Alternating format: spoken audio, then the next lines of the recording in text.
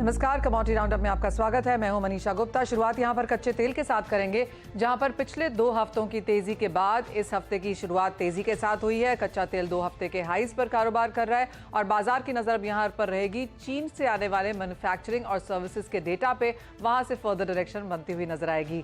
साथ ही बात करेंगे सोने चांदी की, जहां पर पिछले 3 हफ्तों में लगातार गिरावट देखने को मिली है। लेकिन याद रहे कि इस हफ्ते यूएस का नॉन फार्म पेरोल डेटा भी है, तो इमीडिएट रिएक्शंस वहां से आएंगे। साथ ही साथ डॉलर इंडेक्स फिलहाल यहां पर 10 हफ्ते के हाईज पर कारोबार कर रहा है और उसका असर भी हमने यहां पर बनता हुआ देखा है। साथ ही बात करेंगे यहां पर कॉटन की, जहां पर भावों में अंतर्राष्ट्रीय बाजारों में तो गिरावट है, लेकिन इन भारतीय बाजारों में यहां पर तेजी बनती हुई नजर आई है। किस तरह की सप्लाईज है, कैसी डिमांड है मिल्स की तरफ से, उस पर भी करेंगे चर्चा।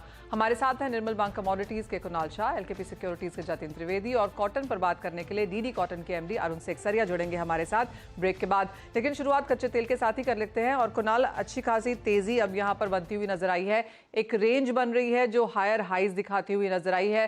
78 अभी भी हमने यहां पर छूता हुआ नहीं देखा है। क्या लगता है इस हफ्ते क्या देखने को मिलेगा? आई थिंक मनीषा जी, ये हफ्ते में हमको बाइंग दिखने मिलेगी कच्चे तेल में। 2 रीजंस। वन इज, जैसे आपने कहा, चाइना का डेटा। अगर चाइना से कोई भी स्टेबिलिटी के डेटा आते हैं तो that is going to create upside. और दूसरा मोस्ट इंपॉर्टेंट फैक्टर रहेगा कच्चे तेल में, ओपेक क्या डायरेक्शन दे रहा है। So whether they are going to cut any production और not, that is going to be interesting. US की ओर से जो अनसर्टेनिटी थी, जिसके कारण यूएस की ऑयल डिमांड को डाउनग्रेड किया जा रहा था, वो एक फैक्टर भी थोड़ा सपोर्टिव लग रहा है। डेट सीलिंग पास हो जाने के कारण कोई मेजर क्राइसिस नहीं आएगी और ऑयल डिमांड पॉजिटिव। तो ये हफ्ते मुझे लग रहा है ऑयल में रुझान तेजी का रहेगा। 6000 के स्तरों पे बाय कीजिए। 6150, 6180 के लेवल्स आपको कच्चे तेल में देखने मिल सकते हैं और 5950 के आसपास आपको स्टॉप लॉस रखना है। मुझे लग रहा है कि ये हफ्ते में कच्चे तेल में ये जो बाइंग मोमेंटम है वो कंटिन्यू रहेगा। जतिन, आप भी क्या खरीदारी की साइड रहेंगे कच्चे तेल पर? और कच्चे तेल के साथ क्विक कमेंट नेचुरल गैस पर भी, जहां पर प्राइसेस हम कंसिस्टेंटली अंडर प्रेशर ही देख रहे हैं। रिकॉर्ड आउटपुट यूएस में, डिमांड वीक, क्या व्यू दोनों पर है? दीपा, जिस तरह से क्रूड ऑयल का मार्केट जो है वो थोड़ा सा रेंज बाउंड और वोलेटाइल है, लेकिन बाइंग साइड की जो प्रेफरेंस है मैं थोड़ा सा प्रेफर करूंगा यहाँ पर। जिस तरह से मार्केट ने रिएक्शन दिया है पिछले डेटास को अगर हम देख लें और आगे चल के जिस तरह से यूएस डेट क्राइसिस के ऊपर थोड़ी बहुत जो पॉजिटिविटी का यहाँ पर रुझान बन रहा है, तो मुझे लग रहा है अभी भी और ये जो पॉजिटिव रैली है वो ड्यू है। 6150, 6200 ये लेवल्स जो मुझे लग रहा है इस हफ्ते आपको देखने मिलने चाहिए क्रूड ऑयल के अंदर। और प्राइसेस जब तक 5900 के ऊपर ट्रेड कर रहे हैं तब तक ये एक पॉजिटिव जोन रहेगा कमोडिटी मेरे लिए। सो बाइंग ऑन डिप्स की रणनीति अपनाएं। 6000 के आसपास के लेवल्स मुझे बेहतरीन लग रहे हैं ट्रेडिंग पर्पज से। 5900 के स्टॉप लॉस के साथ में 6200 के टारगेट्स के लिए। और नेचुरल गैस का काउंटर थोड़ा सा और वॉलेटाइल है, लेकिन जिस तरह से 2 हफ्ते से हम देख रहे हैं कि इसका जो ट्रेड है एक रेंज के अंदर ट्रेड होते हुए देखने मिल रहा है, जहां पर 190 का एक सपोर्ट है वो प्लेस्ड है और हायर लेवल्स पे 215 का लेवल जो है वो रेजिस्टेंस प्लेस होते हुए देखने मिल रहा है। तो नेचुरल गैस का काउंटर थोड़ा सा डिप मिलता है, बड़ा तब एंटर लेना है अराउंड 190 के आसपास और हायर साइड पे 210, 215 के टारगेट्स। ऑलराइट, एक और चीज कुणाल जो बाजार देखेगा इस हफ्ते वो है जून 4 की ओपेक और एलाइज की मीटिंग। वहां से किस तरह का डायरेक्शनल शिफ्ट आ सकता है? जी, अगर आप ओपेक की meeting, that is going to be the major trigger. जैसे मैंने कहा, OPEC will again, it can surprise, 1 million barrel का प्रोडक्शन कट इंट्रोड्यूस कर दे, या फिर वो मार्केट को जैसे बोला कि शॉर्ट्स वाले को लास्ट वीक में हमने देखा था ओपेक से statement that shorts be careful, और वही दिन क्रूड में 200 रुपए की हमने रैली देखी थी। सो मौजूदा स्तरों से मुझे लग रहा है ओपेक ऑयल डिमांड के कंसर्न्स को लेके शायद एक छोटा सा प्रोडक्शन कट भी अनाउंस कर सकता है, नंबर 1। नंबर 2, अगर कट नहीं करेगा तो मार्केट्स में ऐसा स्टेटमेंट दे सकता है कि अगर प्राइसेस कमजोर रहेंगे तो हम कट कर डालेंगे। सो ये सब स्टेटमेंट्स देख के मुझे लग रहा है कि डिक्लाइंस पे बाइंग का रुझान ही रखना चाहिए ये हफ्ते के लिए, और मुझे लग रहा है कि क्रूड थोड़ा ऊपर जाने वाला है। ओके, तो कच्चे तेल के भाव यहाँ से ऊपर की तरफ ही देख रहे हैं और इसीलिए 6000 के आसपास आपको खरीदारी की सलाह भी दी गई है। हालांकि जो ओपेक मीटिंग होगी वो इंपॉर्टेंट रहेगी स्टेटमेंट्स के हिसाब से। लेकिन अब बात कर लेते हैं बुलियंस की, जहां पर सोने पर सबसे पहले नजर डाले तो 60,000 के नीचे भाव अभी बने हुए हैं, 59,400 के आसपास ट्रेड कर रहे हैं। लैक ऑफ पॉजिटिव ट्रिगर्स और साथ ही साथ लॉन्ग पोजीशंस अनवाइंडिंग की वजह से भी ये प्रेशर बनता हुआ दिखाई दिया है। लेकिन जतिन, क्या व्यू इन लेवल से, इन्हीं लेवल्स के आसपास कंसोलिडेट करेगा या यहाँ से किस तरफ का मूव एक्सपेक्ट कर रहे हैं? दीपक, थोड़ा सा नेगेटिव व्यू पॉइंट जरूर बना हुआ है इमीडिएट बेसिस पे। शॉर्ट टर्म में जो व्यू पॉइंट है थोड़ा सा नेगेटिव है, लेकिन आज के दिन और कल के दिन 2 दिन के अंदर मैं एक पुल बैक देख रहा हूँ, क्योंकि फिलहाल यहाँ पर कोई ऐसा रेजिस्टेंस नहीं है कि प्राइसेस यहाँ से नीचे आए, और अभी कोई ऐसी कोई डेवलपमेंट भी नहीं है जहाँ से प्राइसेस को यहाँ से प्रेशर दिखने मिले। 59,800 के आसपास जब प्राइसेस रहते हैं तब मैं ज्यादा एग्रेसिवली शॉर्ट करने की सलाह दूंगा। यहाँ पर करंट मार्केट प्राइस के आसपास जरूर बाय करके चल सकते हैं। नीचे साइड के जो लेवल्स जहाँ पर सपोर्टेड है, मुझे लग रहा है 59,200, 59,150 ये स्ट्रॉन्ग सपोर्ट्स आपको देखने मिलेंगे इन द नेक्स्ट 2 डेज। आज जैसे वैसे तो यूएस की हॉलीडे है, लेकिन साइडवेज मोमेंटम जो इवनिंग सेशन में जरूर देखने मिलेगा। लेकिन फर्स्ट हाफ जो 5 बजे तक की जो मार्केट है, जहाँ पर रुपी मार्केट ओपन है, मुझे लग रहा है यहाँ पर थोड़ा सा और बाइंग जो है देखने मिल सकता है। 59,700 के आसपास आपको प्रॉफिट बुक कर लेना है, ये मेरी सलाह रहेगी। सो ये कॉन्ट्रा बैट रहेगा। शॉर्ट टर्म ट्रेंड जो है वो थोड़ा सा वीक जरूर है, लेकिन ट्रेडर्स के लिए अपॉर्चुनिटी है यहाँ पर 1 से 2 दिनों का जो व्यू पॉइंट लेकर चलते हैं उनके लिए, तो बाइंग करके चलें हायर साइड पे, लेकिन प्रॉफिट में तुरंत बुक करना है, ये मेरी बात ध्यान रखिएगा, क्योंकि शॉर्ट टर्म में थोड़ा सा नेगेटिव ट्रैक्शन जरूर बनना होगा। एब्सोल्युटली। और जैसे कहा भी जतिन ने कि आज यूएस मार्केट्स बंद हैं, यूके मार्केट्स भी शट हैं, तो बेसिकली एशियन मार्केट्स के बाद यहाँ पर पार्टिसिपेशन काफ़ी कम होता हुआ नजर आएगा, तो मूव्स एग्जैजरेटेड यहाँ पर रह सकती हैं। डॉलर इंडेक्स की अगर बात करें तो 10 हफ्ते के हाइज के आसपास कारोबार है। कुणाल, डेट सीलिंग की जो डील होती हुई नजर आई है उसका एक इमीडिएट नीजर्क रिएक्शन तो हमने मार्केट्स में देखा ही है, लेकिन through the next couple of days कैसे रह सकता है सोने चांदी पे इम्पैक्ट? बहुत ही अच्छा क्वेश्चन है Manisha ji, because dollar index अगर डेट सीलिंग पास नहीं होती थी तो बहुत एब्रप्टली स्ट्रांग हो जाता था, बिकॉज डॉलर की शॉर्टेज हो जाती थी। और डॉलर इंडेक्स अभी मुझे लग रहा है डायरेक्शनल व्यू जो भी अपसाइड आनी थी वो आ गई है। 30, 40, 50 पैसा कभी भी बढ़ सकता है। अगर नॉन फार्म पेरोल्स का डेटा स्ट्रांग आता है तो थोड़ा बहुत और बढ़ सकता है, but view from here is sell on rise in dollar index, and view from here is buy in gold. So हमने जो भी डाउनसाइड गोल्ड में प्रॉफिट टेकिंग देख ली, अभी हम सब देख रहे हैं गोल्ड नीचे आया तो अभी सब बोल रहे हैं $1,900, $1,850। This is the right time to buy. जो भी मेरा शो देखते हैं इनको मैं रिकमेंड कर रहा हूँ, this is the again good time to start building long position. $10-15 का मंदी होता है, डरिए मत, ये राइट टाइम है गोल्ड अगेन लेने के लिए और पोजीशन बिल्डअप करने के लिए। 59,400, 300 ये सब लेवल्स 59,000 to 59,400 के बीच में इट्स अ बाइंग जोन, और आगे तेजी लग रही है गोल्ड में।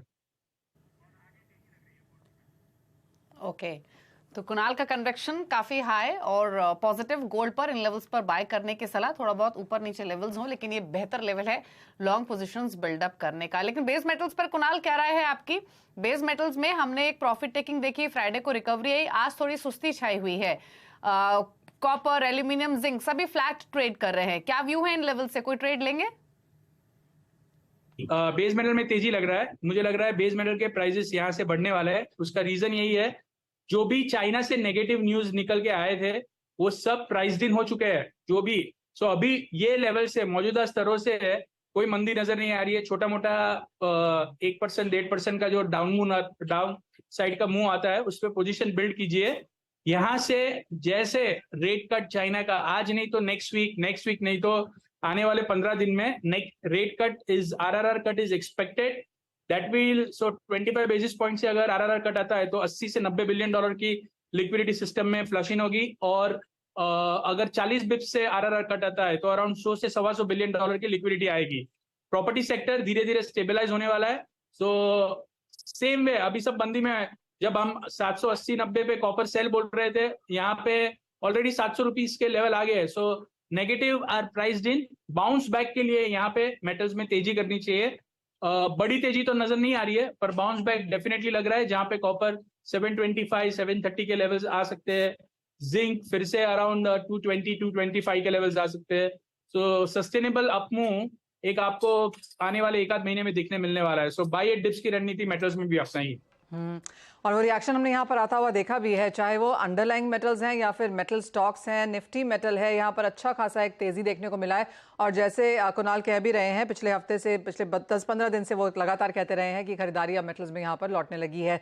जतिन, आपका कोई top trade with in metals, चाहे वो जिंक है जो कि ओवरसोल्ड है, अंडर परफॉर्मर भी है, या फिर एल्यूमिनियम जहाँ पर हमने एक रेंज बनती हुई देखी है? मनीषा, वैसे तो व्यू पॉइंट मेरा भी कॉन्ट्रा के हिसाब से जो ब्रॉड ट्रेंड वीकनेस का था, मुझे लग रहा है एक पॉज में रहेगा, एक बाउंस बैक जरूर एक्सपेक्ट कर रहा हूँ मैं। लेकिन एक सेफ ट्रेड के हिसाब से मैं एक अपॉर्चुनिटी यहाँ पर देखा है मैंने, जो लास्ट वीक हुई थी। जिंक और एल्यूमिनियम के बीच में जो स्प्रेड होता है यहाँ पर, वो एक न्यूट्रल स्प्रेड पे आ गया था, जहाँ पर दोनों के प्राइस 208 के आसपास ट्रेड करने देखने मिल रहे थे। और आज के दिन में मुझे लग रहा है अभी ये बहुत ही बड़ी अपॉर्चुनिटी है, जहाँ पर आप जिंक बाय करके चले और एल्यूमिनियम सेल करके चले। जो भी हेजिंग टूल यूज करता है उनके लिए एक बेस मेटल है जो ये इंटर कमोडिटी के अंदर ही। तो यहाँ पर zinc strong buy, aluminium sell. और इसकी जो आपको प्रॉफिटेबिलिटी है वो विद इन 2 मंथ्स आपके बुक्स में देखने शुरू हो जाएगी, कि जहाँ पर आपको स्प्रेड जो आराम से आपको 15 से 20 पॉइंट्स का या रुपीस का जो है वो प्रॉफिट दे देगा। तो इस स्प्रेड को आप अपनाइए। 2 महीने के बाद हम फिर से इस टॉपिक पे बात करेंगे मनीषा जी, और आपको ये प्रॉफिटेबल ट्रेड देखने मिलेगी। ओके, चलिए, तो ये राय रही बेस मेटल्स के लिए। और ये जतिन का व्यू है, जहां पर aluminium sell, zinc positive, zinc में बाय करने का सजेशन वो दे रहे हैं। लेकिन रुक रहे इसी के साथ एक ब्रेक ले, ब्रेक पर फोकस करेंगे एग्री कमोडिटीज पर, खासतौर से चर्चा करेंगे कॉटन की। एक ब्रेक के बाद जल्द वापस आते हैं। आपका स्वागत है। बात अब यहाँ पर कॉटन की कर लेते हैं, जहाँ पर हमने भावों में पिछले हफ्ते गिरावट आते हुए देखी थी। अंतर्राष्ट्रीय बाजारों में भी कुछ मुनाफा वसूली है, लेकिन भारतीय बाजारों में लगातार हमने यहाँ पर आवक बढ़ती हुई देखी है। और आज तो प्राइसेस में भी यहाँ पर कुछ सपोर्ट देखने को मिला है। हमारे साथ डीडी कॉटन के एमडी अरुण सेक्साड़िया हैं। अरुण जी नमस्कार, कैसे देखते हैं आप? एक तो आवक यहाँ पर यूजली ऐसा देखा जाता है कि बारिशों से पहले आवक बढ़ जाती है, क्योंकि किसानों से होल्ड नहीं करना चाहता, मॉइस्चर लगने की वजह से क्वालिटी वेट में यहाँ पर अंतर आ जाता है। क्या वही स्थिति फिलहाल हम देख रहे हैं? नमस्कार जी, देखिए, जहाँ तक अराइवल्स का सवाल है, आई थिंक इंडिया के अंदर अपने अप्रैल और मई महीने में सबसे ज़्यादा से अराइवल का विटनेस हो रहा है। इतनी अराइवल कभी आई नहीं है, और इतने हैवी, इतना हाई टेम्परेचर के अंदर भी अराइवल्स आ रही है, नंबर 1।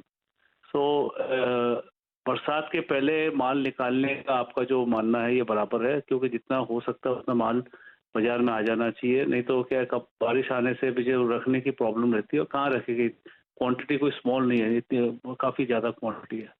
अनलेस एंड अनटिल कि फार्मर लोग अपने साथ माल लाके जिनिंग फैक्ट्रियों में रखा देंगे, तो उसमें पीछे ज़्यादा मसला होता नहीं है। जहाँ तक प्राइस का सवाल है, लास्ट वीक में प्राइस काफ़ी गिर गए थे। अपने नीचे में अपने भाव देखे 55,000 से 55,200 300 का भाव देखे। But Friday onwards, last Friday onward जब भी आई 350 पॉइंट बढ़ गया विदाउट एनी फंडामेंटल्स और एनी लॉजिक। हिंदुस्तान, इंडिया के अंदर स्पॉट में प्राइजेस तो 56,000, 55,800, 56,000 थे, वो बढ़ के अभी आज की तारीख में 57,400-500 रुपए के हो गए। तो लगभग we have seen an upside of 3 to 4% in last over the weekend. अभी ये सस्टेन होता है कि नहीं होता है वो देखने की बात है, बिकॉज डिमांड में ऐसी कोई बात। भाव बढ़े हैं वो इंटरनेशनल तेजी की वजह से हैं, यहाँ पर ऑन ग्राउंड पे कोई बहुत डिफरेंस नहीं है। Correct, absolutely correct. और सामने डिमांड किस तरह की है? क्योंकि हम जानते हैं कि जो सिक्लिकल सीजन है, मानसून का समय है, यहाँ पर ट्रेड ज़्यादा, लॉजिस्टिक्स बहुत कम हो जाता है। क्या उसका इम्पैक्ट हम मूवमेंट पे आता हुआ देखेंगे फिर? नहीं, उसका कोई ज्यादा मूवमेंट में फर्क नहीं पड़ना है, बट डिमांड अभी वैसी की वैसी है, डिमांड में कोई चेंज नहीं आया है। ओवरनाइट डिमांड में चेंज आने की संभावना भी कमती है। और अभी ये जो फेड की जो एक तलवार लटक रही है कि जून में वापस दाम इंटरेस्ट रेट बढ़ाने की बात चल रही है, पीछे ये डेट का जो यूएस डेट का जो है उसका सेटलमेंट हुआ कि नहीं हुआ, all this factors, macro level factors are very, मतलब बड़ा, it is creating lot of confusion and lot of stress in the commodity market also, कि which direction the market. India का जहाँ तक सवाल है, इंडिया के अंदर ऐसा कोई मसला है नहीं, बट खाली अभी इंटरनेशनल मार्केट को देखते हुए बाजार ऊपर नीचे हो रहा है। And MSP is a very big thing which is hanging on the sword which is hanging in the minds of the farmers, कि अगर एमएसपी में 10 से 15% बढ़ने की जो संभावना है वो हो जाता है, तो फार्मर्स कोई कपास नीचे भी बेचेगा नहीं, क्योंकि नीचे भाव में they will wait for the next year. Okay, Kunal, आपका व्यू क्या है प्राइसेस पर? आपने अरुण जी से बातचीत सुनी, सप्लाईज तो बड़ी हैं पिछले कुछ हफ्तों के दौरान, जून भी काफी इंपॉर्टेंट रहेगा फर्दर सप्लाईज के लिए। क्या व्यू आपका रहेगा प्राइसेस पर? जी I agree with Arun ji. जो हमने इंडिया में प्राइस स्पाइक देखी है अभी 56,500 से रफली 59,000, it's in line with international market में जो हमने तेजी देखी है उसका यहाँ पे फॉलो आया है। डोमेस्टिक सिनेरियो मुझे इतना तेजी का नजर नहीं आ रहा है। डोमेस्टिक में कॉटन के भाव इंडियन डिमांड सप्लाई के हिसाब से बहुत ज्यादा बढ़ नहीं सकते हैं। So these are the levels, यहाँ से और 500,000 रुपया बढ़ सकता है, पर मुझे कोई लंबी तेजी नजर नहीं आ रही है कॉटन में डोमेस्टिक सिनेरियो देखते हुए। ओवरऑल एग्रीकल्चर स्पेस में कहाँ मूव्स देखते हैं अब आप, क्योंकि मॉनसून ऑनसेट अभी भी नॉर्मल माना जा रहा है जो आईएमडी की पिछले हफ्ते की यहाँ पर रिपोर्ट आई है। इंडिया में जो देखने वाली बात रहेगी, एल नीनो जो second part of the monsoon में आने वाला है, जो एल नीनो का जो प्रभाव आएगा वो second half of the monsoon में आएगा। तो इसके कारण मुझे लग रहा है मोर देन द क्रॉप्स की ईल्ड को नेगेटिवली इम्पैक्ट होगा आने वाले टाइम में। सो अभी से वो तय करना बहुत डिफिकल्ट होगा कि कौन से क्रॉप पे कितनी नेगेटिव इफेक्ट आ सकती है। So I don't think so the sowing time में कोई मुझे मेजर प्रॉब्लम इश्यू नजर नहीं आ रहा है। Across the country water reservoir, soil का जो मॉइस्चर होना चाहिए, वो सब चीजें में कोई मेजर प्रॉब्लम नहीं है। बट जैसे एल नीनो का प्रभाव बढ़ता है during the month of July August, वो टाइम पे कई सारे की क्रॉप्स की ईल्ड के ऊपर नेगेटिव इम्पैक्ट आएगी। सो मेरी राय में ये जो टाइम है इसमें दो commodity which are monsoon specific, guar seed और टर्मरिक, ये दोनों कमोडिटी में आपको ध्यान रखना चाहिए। मुझे लग रहा है कि ये दोनों कमोडिटी में आप कोई भी डिप्स पे पोजीशन बिल्ड करते हैं तो you will be rewarded 3 months 4 months down the line, और ये दो कमोडिटी में आपको तेजी देखने मिलने वाली है। ओके, तो ग्वार सीड और टर्मरिक, इन दोनों एग्री कमोडिटीज पर रखना है ध्यान, यहाँ पर आ सकती है तेजी। और आज के सेशन में अगर देखें तो पिछला हफ्ता तो स्पाइसेस के हिसाब से बहुत ज्यादा एक्शन भरा नहीं था, थोड़ा हमने नरमी ही देखी थी, लेकिन आज खरीदारी पूरे ही स्पाइसेस के पैक में देखने को मिल रही है। ग्वार पैक ऑल दो फ्लैट ट्रेड कर रहा है। शुक्रिया कुणाल और अरुण जी, आप दोनों का ही आने के लिए शो में अपने व्यूज रखने के लिए। इसी के साथ एक ब्रेक का वक्त हो गया, मुझे मनीषा जी को दीजिए इजाजत। ब्रेक उस पर आप देखिए वायदा मार्केट का पूरा एक्शन फ्यूचर एक्सप्रेस में। नमस्कार।